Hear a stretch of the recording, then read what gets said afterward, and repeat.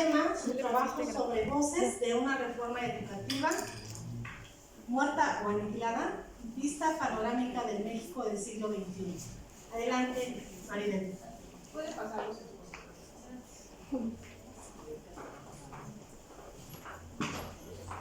Buenas tardes.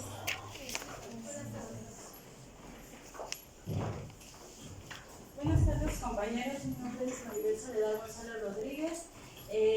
La tesis que está en construcción, que voy a presentar, se llama Voces de una reforma educativa muerta o aniquilada, vista panorámica del siglo XXI. El objetivo general de la tesis que está en construcción es que, antes de las repercusiones que se están viviendo actualmente por parte de la educación, hemos visto mucha controversia de qué es la reforma educativa. Bueno, a mí me llegó esta idea porque, soy egresada actualmente, recién egresada de pedagogía, y hemos visto mucho sobre las políticas educativas. Entonces, la reforma educativa conlleva mucho de las políticas educativas, pero ¿en qué se complementan? ¿Cuáles son sus criterios? Eso es lo que quisiera que todos los ciudadanos, como maestros, actores de la educación, supieran. La hipótesis que puse para la investigación es que, como les comentaba, hay un sinfín, un claroscuro en este tema. El que sí ha funcionado la reforma educativa, el que no ha funcionado, el por qué, cuáles son las tensiones que llevan la reforma educativa a no funcionar actualmente. Muchas personas te pueden decir, o incluso en las noticias, porque la verdad también basé mi investigación no solo en libros y cuadernos y en, en investigaciones en línea, sino también en biblioteca y también en las noticias, porque muchas veces nos dan información mal y todo eso. Pero lo que yo quiero es que todos sepan que aquí los alumnos de pedagogía podemos también poner parte de nuestras ideas a las políticas educativas. Las preguntas para lo cual inicié la construcción de la tesis es preguntarnos qué es la reforma educativa, en qué consiste la reforma educativa, porque muchas veces no sabemos, escuchamos de ella pero no sabemos. ¿Por qué entonces no ha funcionado la reforma educativa en su totalidad? Como les comentaba, existen los planteamientos educativos, están bien consolidados. Si ustedes ven los planes educativos del 2012 para acá, incluso el de la nueva actual reforma educativa, tiene una consistencia muy buena, pero es muy difícil, se puede decir en un sentido burdo, del dicho al hecho, todavía no se han consistido bien esas reformas. ¿Qué tensiones, cuáles son las repercusiones que se han tenido en la educación planteando dichas reformas? Aún siguen existiendo los problemas educativos, que es el rezago académico, la selección académica, el cupo académico, el itinerario. No tenemos escuelas preparadas, desgraciadamente, y supuestamente la reforma educativa conlleva a que todas esas escuelas, a que todos, incluso los maestros, tengan capacitación y todo, y no hemos tenido, o al menos yo como madre, como ciudadana, incluso ahorita como estudiante de pedagogía, no lo he visto. Entonces es lo que quisiera que todos supieran, también pudieran opinar sobre ello, ¿no? ¿Qué tensiones de la reforma educativa han sobresalido a través de sus cambios? Hemos tenido las repercusiones con los maestros. ¿Qué sucede aquí? Muchas veces, como les comento, trabajo yo en un asilo de ancianos ahí por Pachuca. Tengo, compañeros que se han jubilado, que son maestros, y tengo, la verdad, que debates todos los días en cuestión a la reforma educativa, porque ellos me comentan que han perdido ¿cómo se puede decir? Sus privilegios como profesores, han perdido muchísimas cosas, no solo por prestaciones y todo, sino por libertad de cátedra, por todo eso. Entonces sí, por eso la verdad también quise hacer esta tesis, porque se necesita ver y muy adentrarse mucho a lo que es la reforma educativa, si no sabemos qué es. Su derogación como promulgación nos ha llevado a una calidad educativa. Hasta ahorita, yo lo implementé y en mi opinión todavía no ha habido un cambio, pero como digo, hay muchísimas opiniones, las cuales se pueden ver en lo que es la tesis. Marco teórico. Cuando nos desplazamos hacia lo propio y contraído de la reforma educativa, nos desplaza problemas que se han tenido por varios años.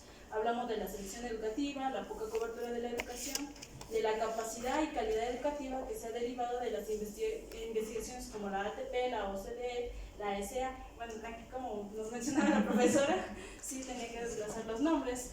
Todas estas asociaciones son las que son pedagógicas y son las que dan evaluación para los planteamientos básicos de la educación.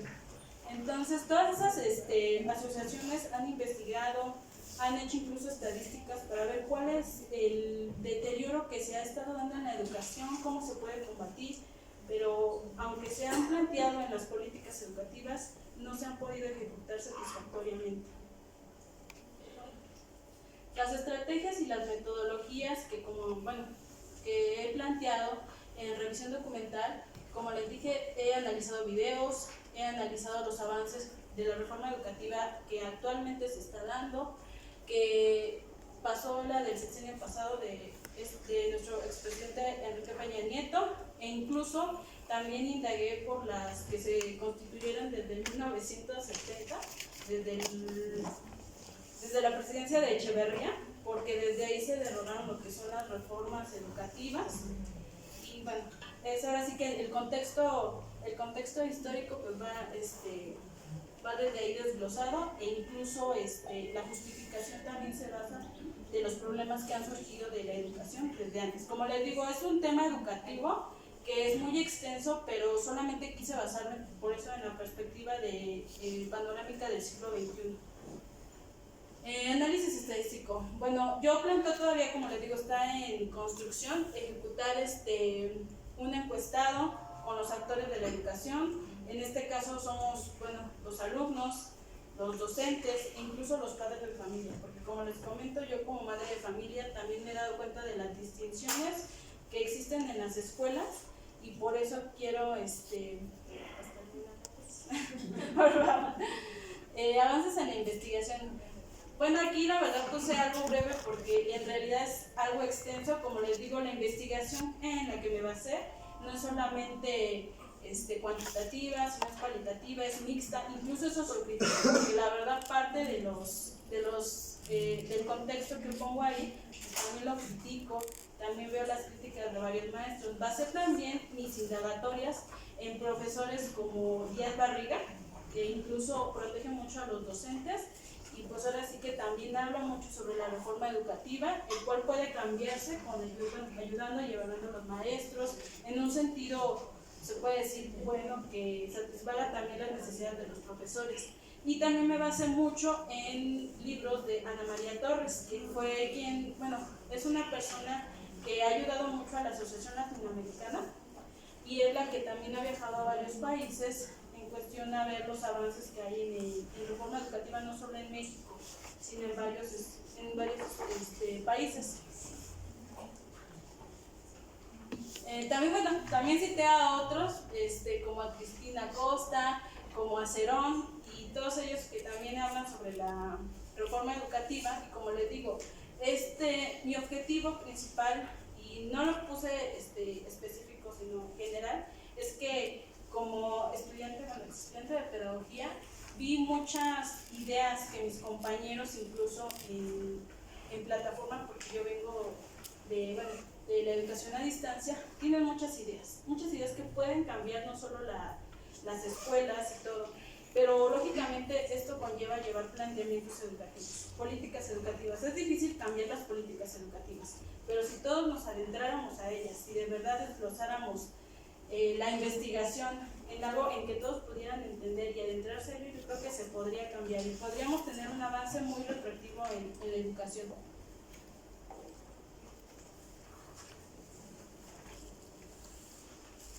El capitulado que he propuesto, lógicamente, viene con el título, el contexto histórico de la educación en México. Como les digo, a fuerzas, por mucho que sea, tengo que poner lo que es el contexto educativo en México, un breve contexto, la actualidad que se vive hoy en México, porque es de quien estamos hablando, en qué consiste la reforma educativa, no solo en forma educativa, sino en forma política, en forma nacional, perspectiva teórica, pues la cuestión como la veo yo, y la tensión y controversia que surge y que es inconsistente en cuestión no nada más en la labor docente, sino en la labor educativa, en la labor incluso estructural. Cada una de estas tiene una pequeña conclusión y abordajes metodológicos que yo pienso en crear para que pues esto pueda cambiar. Como les digo, he tomado también las metodologías estratégicas para que también puedan añadirse opiniones de los compañeros.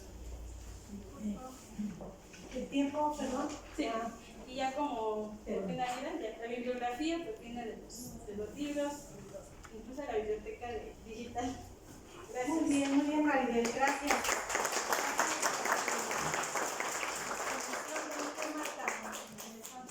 Polémicos de todo, ¿verdad?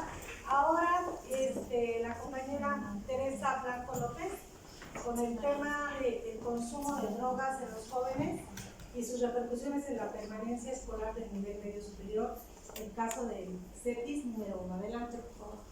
Buenas tardes. Agradezco la oportunidad que se me da de participar en este simposio, pues porque representa para mí un reto para superar el miedo y el miedo escénico. Bien, me voy a centrar en mi tema, que es el consumo de drogas en los alumnos y su relación con la permanencia escolar del nivel medio superior, el caso del CETIS 1. ¿Qué me motivó sobre el consumo de las drogas? Bueno, este tema me llamó la atención porque las estadísticas han ido en aumento a nivel nacional, y si hablamos en el aspecto educativo, de la secundaria al nivel medio superior aumenta casi del doble, es decir, va del 12% al casi 25%, de acuerdo a algunas instituciones como el CONADIC, que es la Comisión Nacional contra las Adicciones. Y en cuanto al escolar, pues en cuanto al aspecto de la permanencia escolar, pues si bien ustedes saben que ha habido avances en cuanto a la cobertura en el nivel medio superior, pues hemos tenido como que tropiezos en la permanencia, que quiere decir que también ha aumentado el promedio de deserción en este nivel. Entonces es por eso que a mí me interesó, ¿sí? Bien, ahora sí, a continuación, por favor. De acuerdo a este título, bueno, el objetivo general que yo me planteé es identificar la situación en torno al consumo de drogas en los jóvenes de CETIS número 1 y a través de una investigación del estudio de caso determinar las posibles repercusiones en la permanencia escolar. Esto lleva a determinar dos posibles objetivos particulares, que primero es identificar la existencia de situaciones en torno al consumo de drogas en el CETIS y posteriormente, a través de un caso, analizar y describir las relaciones entre el consumo de drogas y el de las hay y la permanencia escolar de los alumnos de este CETIS, ¿sí? Este CETIS se encuentra aquí en la Ciudad de México y bueno, también la Ciudad de México desafortunadamente presenta uno de los más altos índices de consumo de drogas. Siguiente, por favor. Esto nos lleva a las siguientes hipótesis de investigación. La población del CETIS 1, al igual que a nivel nacional, presenta un incremento en el consumo y el abuso de las drogas, sin importar el sexo, la condición económica o otras situaciones que pudieran inferir en esto. Y la siguiente hipótesis es el abuso, el consumo, la adicción de drogas por los estudiantes repercute en su trayecto educativo, haciendo que la permanencia se vea vulnerada y pueda derivar en el abandono escolar. A partir de estas hipótesis, pues se plantean las siguientes preguntas. La primera, la permanencia escolar de los jóvenes que están cursando la educación media superior en el CETIS 1, ¿en qué medida está siendo afectada por el consumo de drogas, alcohol, marihuana e inhalable, ocasionando una alteración en su trayecto educativo? ¿Por qué nos centramos en estos tres aspectos, en estas tres drogas, alcohol, marihuana e inhalables? Porque son los de mayor incidencia en el consumo. Independientemente de su legalidad, el alcohol, los investigadores consideran que esta es una droga de inicio, es decir, las demás personas que han consumido droga, otro tipo de drogas, empezaron con el alcohol. Y la marihuana y los inhalables también llevan un alto porcentaje de consumo, pero además económicamente son como más accesibles para estos alumnos. La siguiente pregunta dice: ¿qué relación se establece entonces entre el aumento en el consumo de drogas y el abandono escolar en este CETIS número 1? ¿Sí? Adelante, por favor. Se va a trabajar con un marco conceptual en donde se hicieron pues se analizaron diferentes fuentes de información, como pueden ser nacionales o internacionales, como puede ser la Organización Mundial de la Salud, etcétera, con los conceptos con los cuales se va a trabajar, como son droga, uso, consumo, abuso, adicción, permanencia y abandono escolar. Por ejemplo, en el caso de la droga, la Organización Mundial de la Salud dice que es toda sustancia que ingiere un ser vivo, que tenga un ser vivo y que le ocasione algún efecto o le altere en su sistema. Y la CONADIC, la Comisión Nacional contra las Adicciones, dice: bueno, sí, está bien, estoy de acuerdo con ese concepto, pero además debe de tener otras condiciones, debe de reunir otras condiciones. Por ejemplo, que al ser consumida altere varias funciones psíquicas. También que la persona que lo consuma tenga como que la ansiedad de volver a repetir esta situación por el solo hecho de sentir ese placer al consumir esa droga. Y bueno, que sea una sustancia que no tenga ninguna indicación médica. Y si la tiene, pues las usan estas personas no con fines precisamente terapéuticos, ¿no? En el caso del uso, pues hay diferentes instituciones que lo definen, pero generalmente se remite a la utilización de las drogas, pero sin que haya pues alguna repercusión que lamentar. El abuso pues es así como que una fase antes de caer en la adicción o en la dependencia, y pues aquí nada más se refiere a la utilización pues ya que tenga que ver con la frecuencia, con la cantidad y con los efectos que esta produzca. Y ya a referirnos a la adicción, pues ya se trata de que la persona perdió totalmente el control en el abuso, en la utilización de estas sustancias, y ya no le interese las repercusiones que pueda tener el consumir estas sustancias. Y en cuanto a la permanencia, bueno, en general, y ahorita el concepto de Velázquez Yolanda y González Mario Alberto, bueno, ellos mencionan que cuando una estudiante entra a la escuela o a un nivel educativo, desde su inicio hasta que termina en un tiempo determinado por la institución, ¿sí? Y cuando no se han alcanzado estas metas, se desiste de estas metas y se retira, pues ya estamos hablando de lo que es el abandono escolar. Por favor. Las estrategias metodológicas con las que se pretende trabajar, estamos en construcción, es la revisión documental, la realización de un estado de conocimiento, es decir, se ha conjuntado una serie de documentos, informaciones, etcétera, etcétera, para ver qué es lo que se ha hecho, qué es lo que no se ha hecho, qué es lo que está pendiente, qué sugerencias hay, qué investigaciones se tienen para poder realizar esta información. Y la siguiente es el análisis cualitativo, que es el estudio de caso, que van a hacer identificar a los alumnos y hacerles unas entrevistas a profundidad para poder determinar esta situación. Adelante, por favor. Los avances que hasta el momento se llevan es el estado del conocimiento, como ya les había hablado, a veces se tiene que precisar o se tiene que ir aumentando, y el protocolo, así como la gestión en la escuela para que nos permitan hacer este tipo de entrevistas. Adelante, por favor.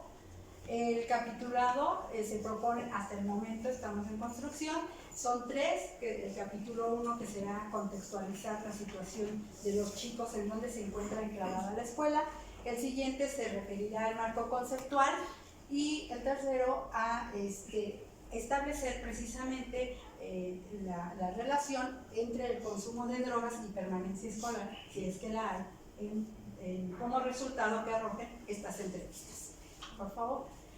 Y bueno, se pretende trabajar con el siguiente cronograma: junio-julio, realización del estado de conocimiento, entrega, revisión, corrección, etcétera, la participación en el simposio, noviembre a febrero, realización y aplicación de las entrevistas, primera parte de la capitulación, y después la segunda parte de la capitulación y análisis e interpretación de la información. Esperemos que ya en julio estemos tratando de titularnos. Y bueno, ya por último, las fuentes de consulta son aquí muy poquitas porque no hay espacio, pero ya se tienen establecidas en el estado del conocimiento. Muchas gracias. Gracias.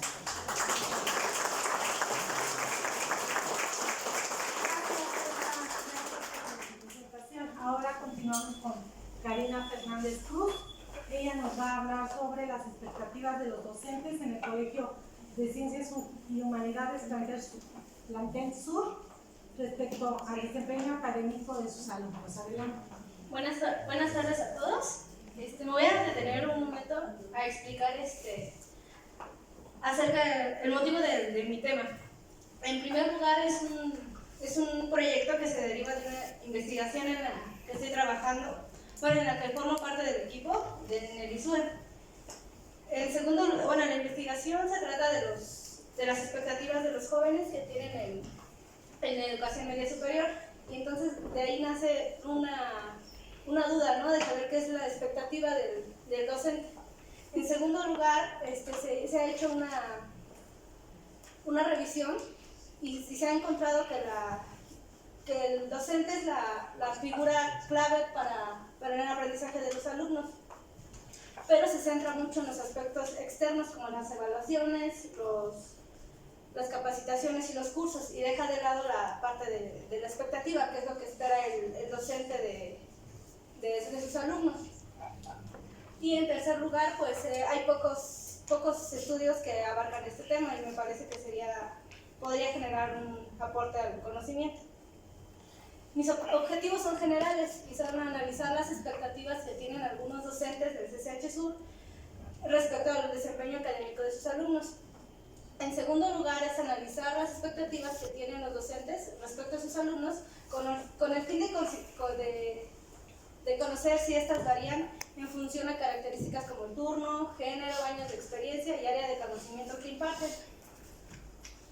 Mis hipótesis de investigación. Bueno, como la mayoría sabemos, el CCH, al estar incorporado en el bachillerato de la UNAM, tiene la oportunidad de que los alumnos, por medio del pase reglamentado, accedan a una licenciatura sin presentar el examen.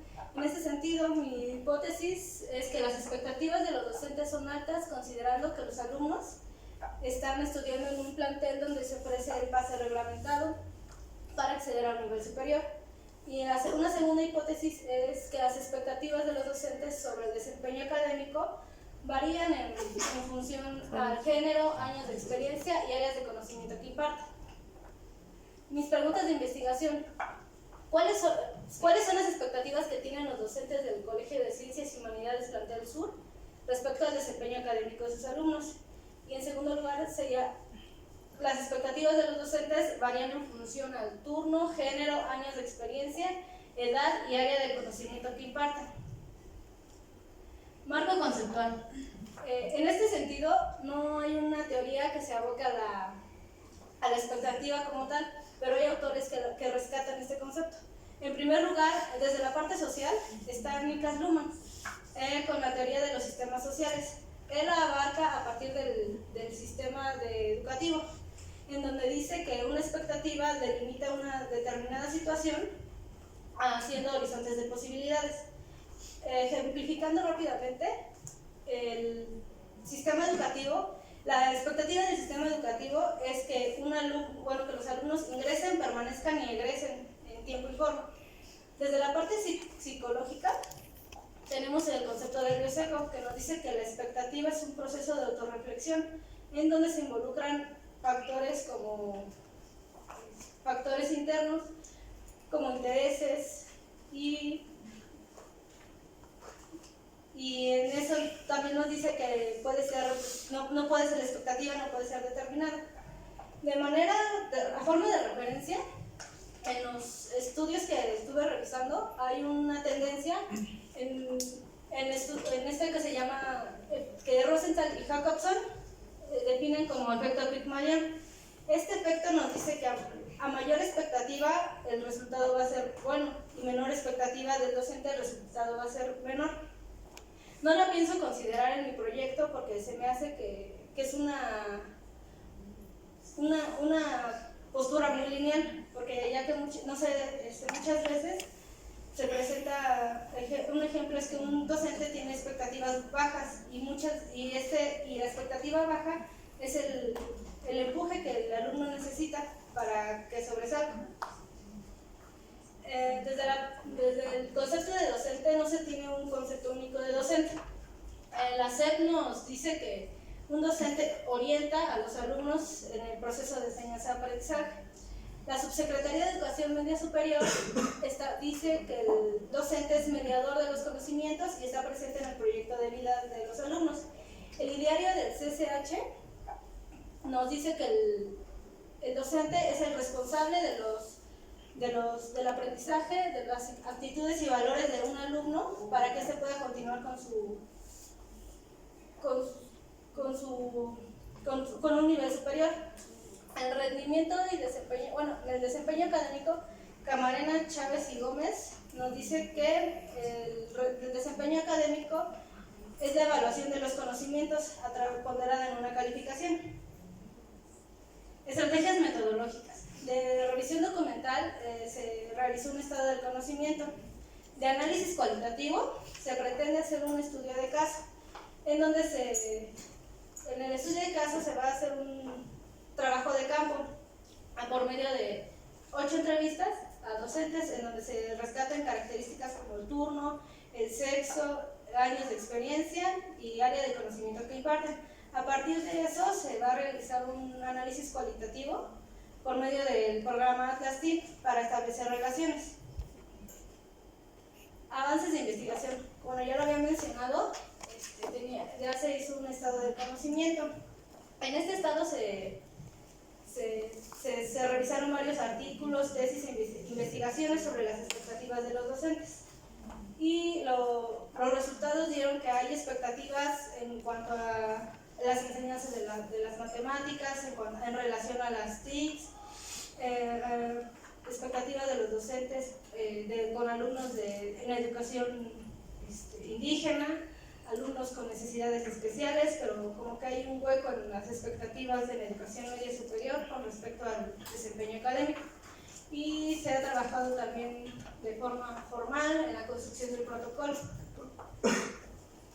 El capitulado propuesto es el siguiente. Está dividido por 4 capítulos y en el primero se contextualiza la educación media superior en México, en donde se va a hablar acerca de la importancia, avances y retos y la importancia del docente en educación media superior.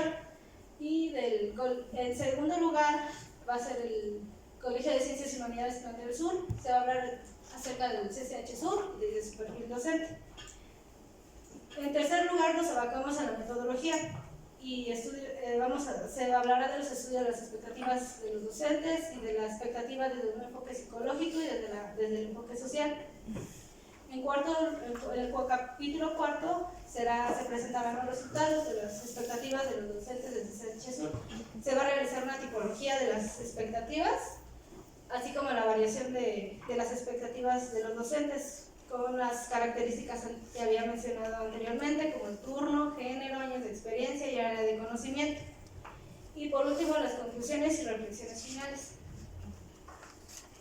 Mi cronograma de trabajo lo presento de forma muy sencilla aquí. En primer lugar está el ajuste del proyecto que se llevó el mes de junio y julio.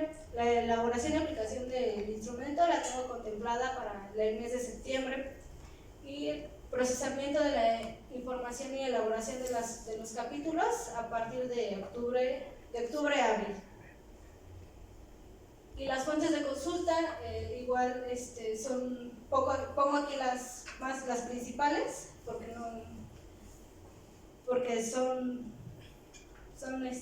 varias. Una de mi parte es todo. Muchas gracias.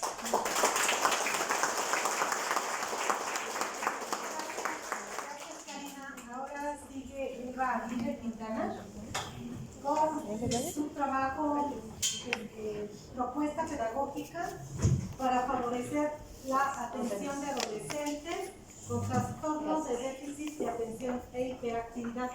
Adelante. Muchas gracias, buenas tardes. Ante todo quiero decirles por qué elegí este proyecto. Soy docente de secundaria y vivo diario el problema de los chicos con TDA. Y bueno, es preocupante para todos los papás, los docentes, la escuela, todos. Entonces esto es propuesta pedagógica para la atención a adolescentes con trastorno de déficit de atención. Y mil gracias le doy también a mi director de tesis, el maestro Jesús Carlos González Melchor, porque me ha tenido una paciencia que bueno. Empezamos, gracias. Los objetivos, el objetivo general, propuesta pedagógica para la atención a adolescentes con trastorno de déficit de atención e hiperactividad. El objetivo particular, favorecer el aprendizaje de alumnos de primero de secundaria con TDA. Por favor. La hipótesis, a partir de la elaboración de un plan, sesión de las materias de primer grado de secundaria, se logrará favorecer el aprendizaje de los alumnos con TDA. La hipótesis de investigación, a partir de la elaboración de un plan, eso ya lo dije, es que sí quiero que se realice, yo creo. Preguntas de investigación, ¿cómo favorecer el aprendizaje de estudiantes de primer grado de secundaria con trastorno de déficit de atención e hiperactividad? ¿Cómo identificar el tipo de aprendizaje que presenta el alumno? ¿Qué características presenta un alumno con trastorno de déficit de atención? Por favor. El marco, el trastorno de déficit de atención e hiperactividad es un trastorno neurobiológico frecuente asociado a un importante impacto funcional, personal y social. Y las características: actividad excesiva e inapropiadas en relación a la tarea, poca atención mantenida, dificultad para inhibir impulsos, dificultad en la interacción social, bajo rendimiento escolar, bajo autoestima y comorbilidad. Por favor. La estrategia y modelo de educación para la atención con trastornos de déficit de atención e hiperactividad, con un enfoque constructivista y de aprendizaje basado en problemas.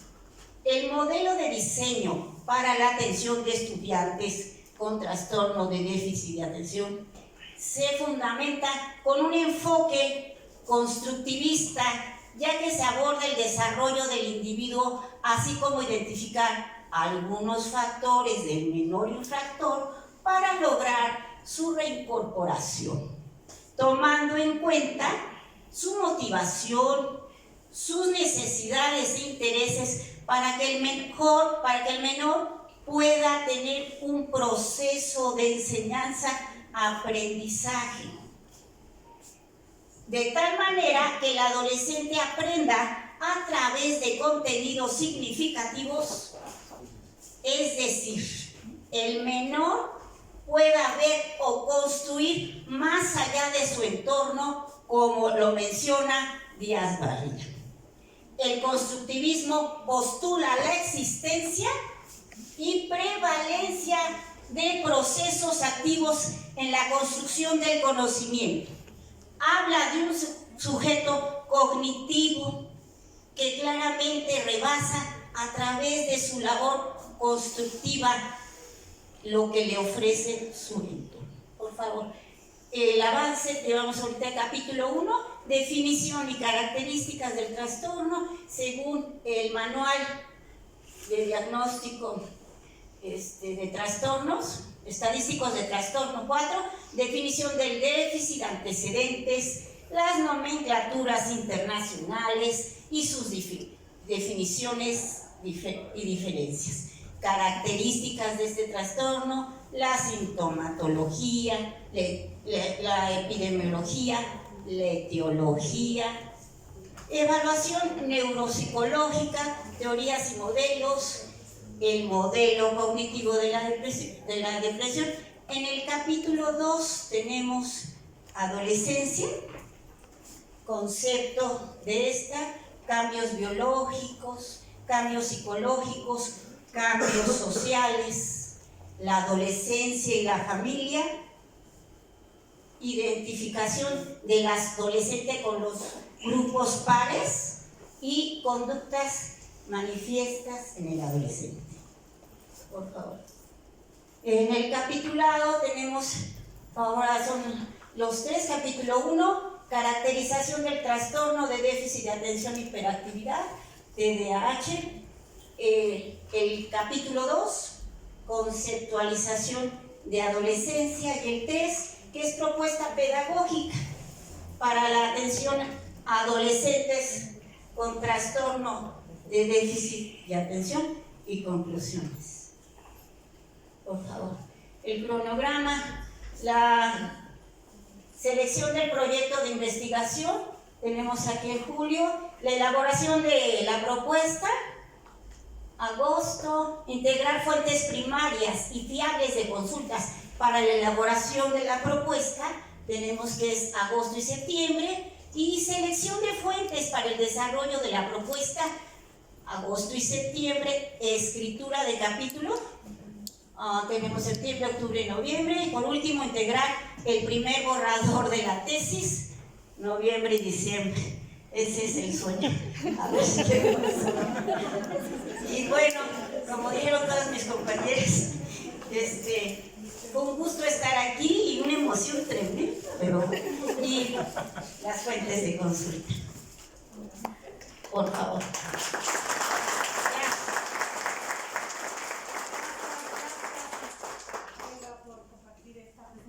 Muy emotiva. Bueno, ahora sigue el trabajo de Cintia Delgado. Adelante con el tema de educación socioemocional, su percepción en adolescentes de la secundaria, Elisa Acuña Rossetti. Adelante, Cintia. Ya lleva. Está cargando. Bueno, muy buenas tardes a todos. Ya lo dijo la maestra, pero me vuelvo a presentar. Soy Cintia Delgado. El título que lleva mi investigación es Educación socioemocional, su percepción en adolescentes de la secundaria Elisa Acuña Rossetti, y se encuentra desarrollado para una modalidad de tesis. El objetivo general que se ha propuesto es describir que el desarrollo de habilidades sociales y emocionales a través de la educación socioemocional en la educación secundaria es necesario para prever un mayor bienestar en los adolescentes. En los objetivos específicos se han planteado conocer qué es la educación socioemocional de acuerdo a los estudios de Vizquerra, determinar los objetivos de la educación socioemocional, conocer el estado de conciencia emocional que presentan los alumnos adolescentes de la secundaria Elisa Acuña Rossetti del municipio de Tizayuca, Hidalgo, a través de la escala de autoinforme TMMS24. Identificar las características de la etapa adolescente de acuerdo a Dayan Papalia y describir el nivel educativo de secundaria mediante los estudios de Patricia Dupuy. La hipótesis que surgió en esta investigación es que los adolescentes no destinan una adecuada atención a sus estados emocionales, por lo tanto, es necesario que a través de la educación socioemocional desarrollen habilidades sociales y emocionales con el fin de prevenir conductas de riesgo, mejorar su rendimiento escolar y aumentar su bienestar. Las preguntas de investigación que van a guiar esta investigación son: ¿Qué relevancia tiene la práctica de la educación socioemocional en el nivel secundaria? ¿Qué es educación socioemocional? ¿Cuál es el objetivo de la educación socioemocional? ¿Por qué es importante adquirir habilidades socioemocionales en la adolescencia? ¿Qué tanto los adolescentes son conscientes de sus propios estados emocionales? ¿Qué es la adolescencia y cuáles son sus características? ¿Y qué características tiene la educación del nivel secundario?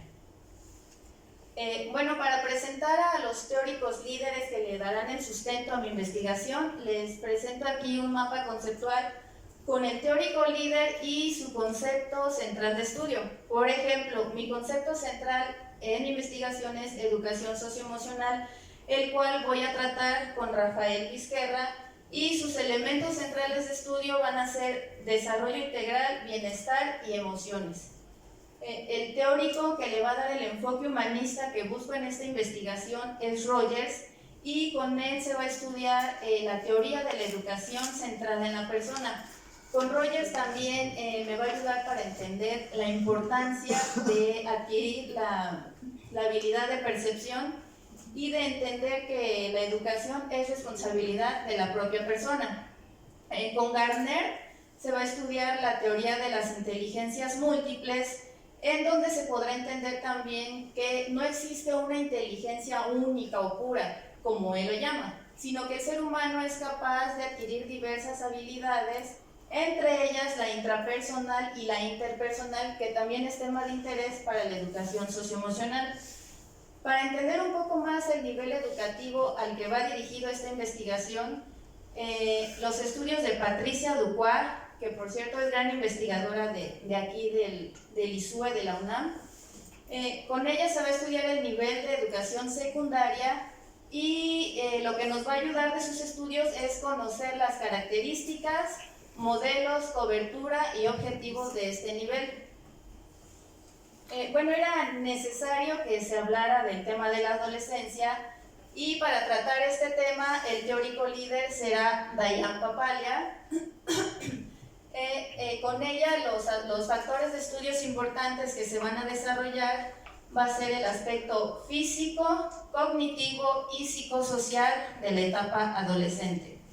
El tema de la inteligencia socioemocional va a ser tratada con Daniel Goleman, en donde sus conceptos centrales e importantes de estudio van a ser el autocontrol, el entusiasmo, la perseverancia, la capacidad para motivarse a uno mismo.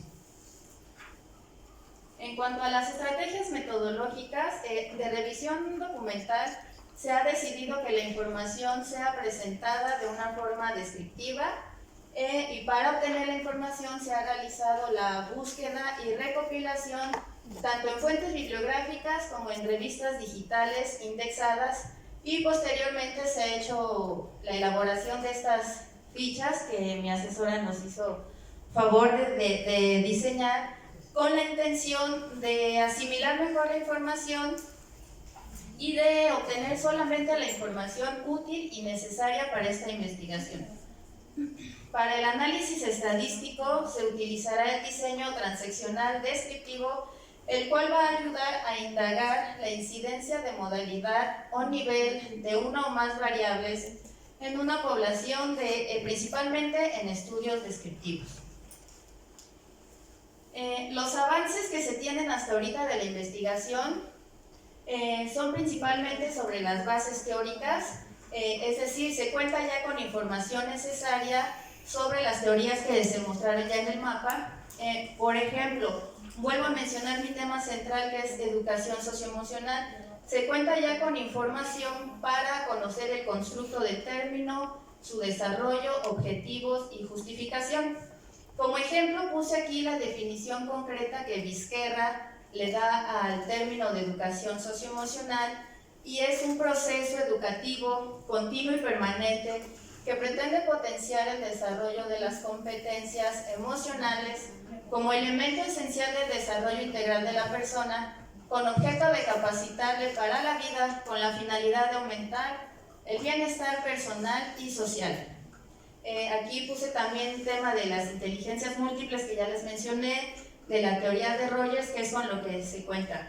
En la parte práctica o de estudio de campo, se logró ya el permiso para ingresar a la institución y se tuvo ya acceso a 101 alumnos adolescentes de entre 12 y 15 años, a quienes se les aplicó la escala de autoinforme TMMS 24 para medir el grado de percepción emocional mediante la evaluación de las dimensiones atención emocional, claridad de sentimientos y reparación emocional.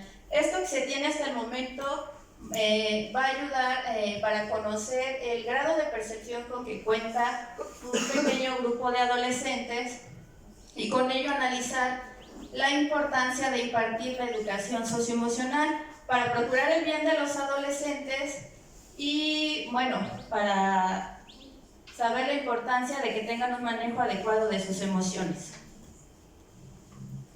El capitulado propuesto que se tiene hasta el momento se ha estructurado en 4 partes, donde el primer capítulo corresponde a la parte introductoria y de comprensión de conceptos. El capítulo 2 representa la parte de comprensión de utilidad y práctica de la educación socioemocional y da un mayor acercamiento al planteamiento del problema. El capítulo 3,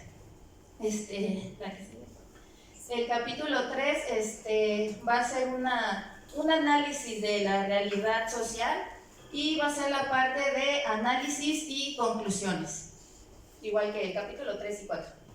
Bueno, el cronograma de trabajo se ha estructurado en base a un lapso de 1 año de trabajo, en donde el mayor tiempo se ha destinado a la búsqueda y recopilación de literatura, que va aproximadamente entre 4 y 6 meses, y entre 1 y 2 meses para la construcción y redacción de cada capítulo. Bueno, finalmente ya les muestro aquí las fuentes de consulta y como pueden ver, Vizquerra es mi teórico líder, es el que tiene más fuentes y también se puede observar que la mayoría pues provienen de recursos digitales. Sería todo.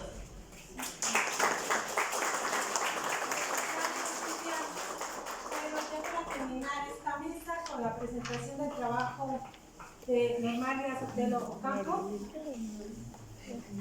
Normalia, con su trabajo el aprendizaje a través del juego en educación preescolar, segundo grado. Adelante. Buenas tardes, es un honor de verdad estar aquí en la UNAM. Mi trabajo nace, yo en el 2016, terminé la licenciatura, hice mi servicio social y después se me dio la oportunidad de entrar a trabajar a un preescolar público a través de tramitar una carta pasante. Se me dio la oportunidad, pero yo llegué al preescolar y dije, ¿cómo le voy a hacer? O sea, ¿aquí de qué me va a servir la pedagogía? ¿Qué voy a hacer? Enfrentarme a casi 30 niños de entre 3 y 4 años que lo único que les interesa es jugar. O no hay otra cosa más que jugar, correr, brincar, pelear. Entonces, de repente se me presenta el programa El PEP. Dije, ¿qué es el PEP? De verdad no, sí había oído hablar de él, pero no lo conocía. Entonces dije, el primer día los niños me vieron y, bueno, ella es la maestra. El segundo día me ignoraron, ya no me hicieron caso. Entonces yo dije, no, o sea, si yo soy la maestra, les tengo que enseñar. ¿Cómo le voy a hacer para enseñarles? Pues, ¿qué fue lo que hice? Vi que les gustaba el juego, dije, por ahí le voy a entrar. Si lo que les gusta es el juego, por ahí voy a entrar. Entonces, eso fue en el 2016, en octubre del 2016. A partir de enero del 2017, yo también tenía pendiente mi trabajo de titulación, porque bueno, ya había acabado la carrera, pero pues como saben, pues el título es el título, al final de cuentas. Entonces dije, pero tengo pendiente esto. Entonces lo que hice fue conjuntar, investigar lo que era el programa, investigar lo que eran los campos formativos, los aprendizajes esperados de los que de verdad no tenía ni la menor idea. Pero pues somos pedagogos y somos de la UNAM, a buscar. Entonces, a partir de eso que yo tenía que trabajar ahí en el preescolar, también hice mi investigación. Ahora sí que, como dicen, maté 2 pájaros de un tiro. Me puse a investigar sobre lo que era preescolar y además hacer mi trabajo de titulación. Esto le estoy hablando de enero del 2017. Yo en octubre del 2017 me acerco a la maestra Rosa María porque me acerqué a algunos maestros para que me asesoraran, pero pues todos tienen muchas ocupaciones, entonces pues sí es comprensible, ¿no? Y la maestra Rosa María me dio la oportunidad de mandarme con la maestra Lapray para que ella me asesorara, y a partir de ahí empezó la investigación. Esto es una tesina, pero también además tiene un análisis de la práctica docente.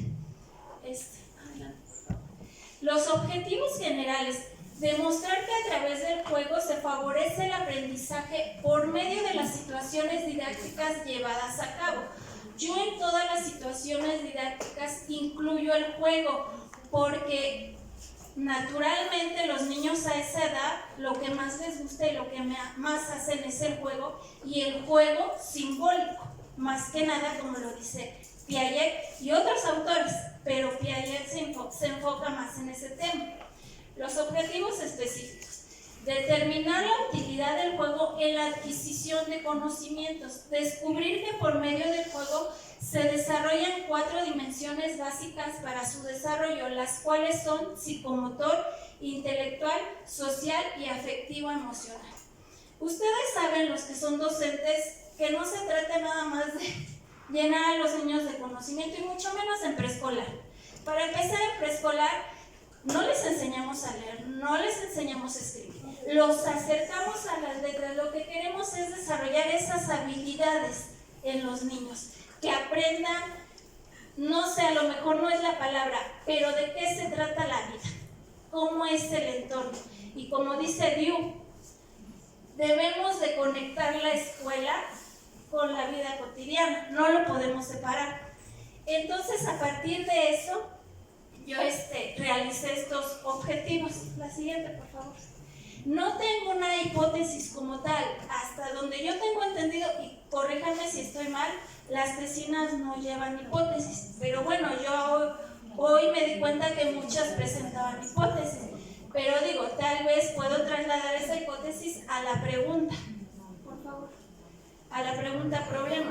¿El juego ayuda como herramienta para el aprendizaje en preescolar? Claro que ayuda. Yo en todo este tiempo, desde que inicié con mi trabajo de investigación, todas mis situaciones didácticas tienen implementado el juego, y lo he demostrado con evidencias que sí, efectivamente, el juego es una gran herramienta, y mucho más en preescolar, que digo, sería fabuloso que se siguiera implementando en primaria y en secundaria, porque de verdad, o sea, el juego los motiva, los ayuda a desarrollar, o sea, tiene muchas ventajas el juego. La siguiente, por favor. Marco teórico. Yo lo desglosé así. Primero, lo que investigué fueron los autores que influyeron en la creación del preescolar: Rousseau, Diu, Freinet, Claparède, no sé si así se menciona. Después, creadores del kindergarten, porque como ustedes saben, primero era llamado kindergarten en Europa, y ya cuando se trasladó aquí a México, gracias a Justo Sierra, que mandó a algunos profesores a que se prepararan para que vinieran aquí y aportaran. Entonces aquí la traducción más cercana de kindergarten fue jardín de niños. Luego, autores que han investigado sobre el juego, yo creo que hay muchos más. Los que yo he investigado ahorita son Piaget, Vygotsky, Froebel, Montessori y Diu. Autores que hablan de los estadios del niño: Wallon, Erickson y Piaget. Y se me pasó también a apuntar sobre Brunner, que habla del lenguaje del niño, así como Piaget y Vygotsky, que hablan de lenguaje del habla interna del niño. Adelante, por favor. Revisión documental. Obviamente, si yo iba a hablar del aprendizaje a través del juego preescolar, lo primero que tenía que investigar era qué era el PEP. El PEP es el Programa de Educación Preescolar. Después, revisión de los inicios del preescolar aquí en el mundo, y después aquí en México. Luego, revisión bibliográfica de los autores que sirvieron como influencia y creadores del kindergarten. Después la revisión sobre autores que hablan del juego en el aprendizaje. Después autores que hablan de los estadios del niño y al final de los autores que hablan sobre el lenguaje en el niño. Avances en la investigación. Es un análisis de la práctica educativa que se sustenta en investigaciones bibliográficas, la cual complementa los conocimientos adquiridos en la carrera. ¿Qué quiere decir esto? Que yo tuve que investigar lo que era preescolar e hice la conjunción entre lo que yo tenía que trabajar en preescolar y lo que yo había aprendido en mi carrera. Es difícil, porque de repente sí, yo fui del SUA sabatino, lecturas, pero de verdad yo cuando llegué a la escuela dije, ¿y qué voy a hacer con estas lecturas, no? Pero sí me han ayudado. O sea, y después sí me han ayudado. Sí, que de repente dicen, todo esto, ¿de qué me va a servir aquí con 30 niños que de verdad, o sea, a veces tienen una conducta que dices, ay, mis hijos no eran así? Pero bueno, sí ayudan mucho. En este momento se está realizando la parte del análisis de las situaciones didácticas, o sea, la conexión que vamos a hacer de cómo se trabajan las situaciones didácticas y cómo lo vamos a conectar con los autores. Los capítulos 1 y 2 de sustento teórico ya fueron aprobados, entonces ya estamos en el capítulo 3. Por favor, la que sigue. El capitulado compuesto fue antecedentes de la educación preescolar. Bueno, como ya me queda un minuto, nada más voy a decir el capitulado, antecedentes de la educación preescolar, el aprendizaje a través del juego, capítulo 2, capítulo 3, ciclo escolar 2016-2017, 2017-2018 en el Jardín de Niños Juan Escutia, conclusiones, bibliografía y anexos. Este es, a mi modo de ver, bueno, todos son importantes, pero este es el capítulo fuerte porque es donde estamos haciendo el análisis a lo que quisimos llegar después de haber estudiado todo eso. Y no hubo un cronograma establecido porque se va estudiando, se va analizando sobre, pues ahora sí que sobre lo que las clases que yo voy dando en preescolar, sobre todas las observaciones que yo estoy haciendo. Ahorita pues se supone que ya tenemos capítulo 1 y 2, entonces ya nos falta el último, pero quizás pues sea lo más difícil, pero esperemos que no pase de este año. Gracias.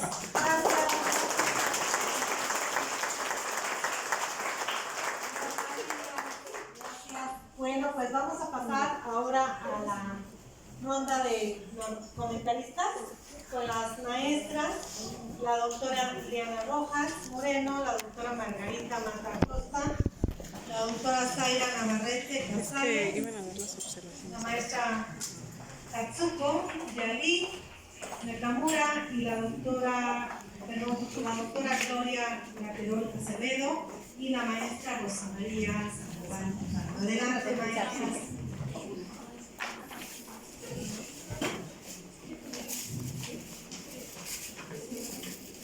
Gracias.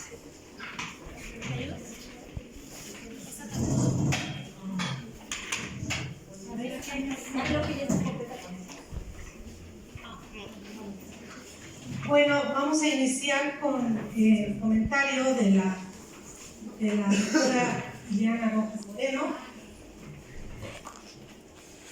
Adelante, doctora. Gracias, buenas tardes. Estoy presentando algunas observaciones al trabajo de Maribel Soledad González Rodríguez titulado Voces de una reforma educativa, muerta la aniquilada, vista panorámica de México del siglo XX.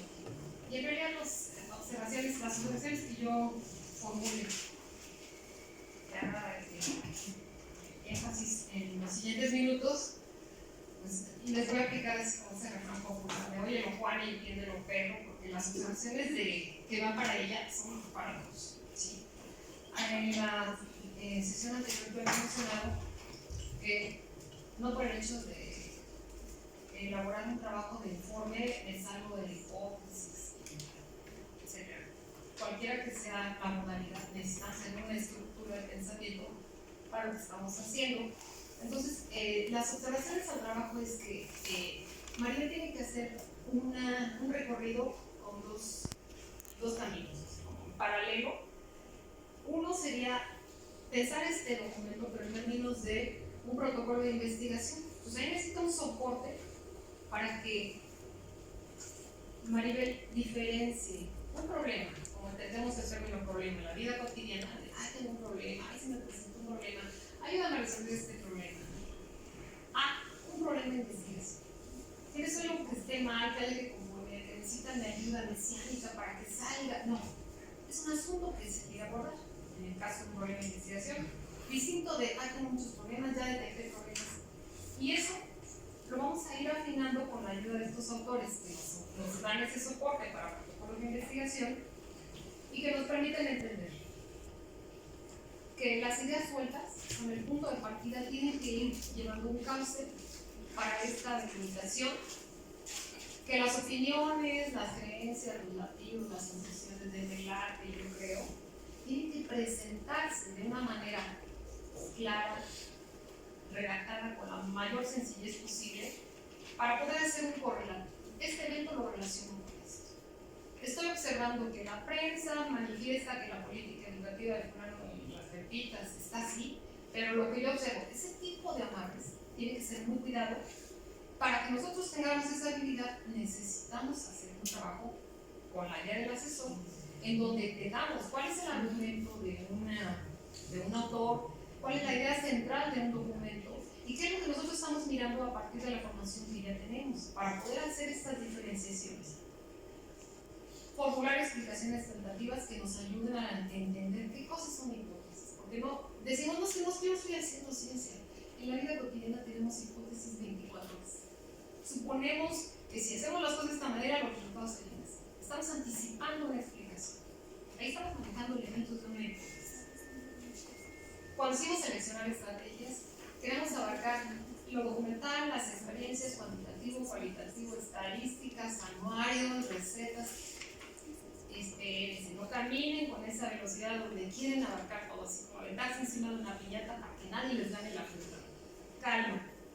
Y luego aprender a sistematizar esa información con reglas básicas.